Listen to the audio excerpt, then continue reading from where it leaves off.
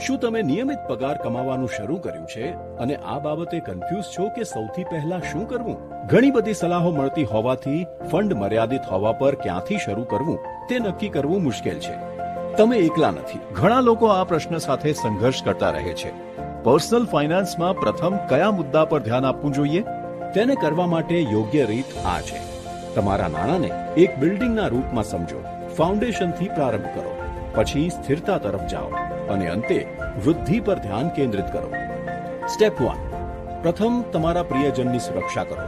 Term plan કોઈ પણ અનફોર્સીન ઘટના સંજોગોમાં નાણાકીય સુરક્ષા સુનિશ્ચિત કરે છે. આ સસ્તું અને જરૂરી છે. સ્ટેપ 2, જીવનની અનિશ્ચિતતાઓ માટે તૈયાર થાઓ. ઇમરજન્સી ફંડ માટે બચત કરવી શરૂ કરો. લઘુત્તમ 3 થી 6 મહિનાની ખર્ચ માટે લક્ષ્ય રાખો. થોડી સતત બચત પણ કામ આવશે. સ્ટેપ 3, હવે જ્યારે તમે સુરક્ષિત અને નિશ્ચિંત છો તો તમારી સંપત્તિ વધારવાનો સમય આવી ગયો છે. પાવર ઓફ કમ્પાઉન્ડિંગને કારણે એક નાની એસઆઈપી પણ સમય સાથે મોટો ફેરફાર કરી શકે છે. આ 3 સ્ટેપ્સ સાથે તમે એક મજબૂત નાણાકીય ભવિષ્યની પાયાની બાતમી મૂકી શકો છો. કોઈ પણ મૂંઝવણ અને તણાવ વિના. અજાણ્યા છો, એક નિષ્ણાત તમારી જરૂરિયાતો અને લક્ષ્યોના આધારે પ્રાથમિકતા નક્કી કરવામાં તમારી મદદ કરી શકે છે.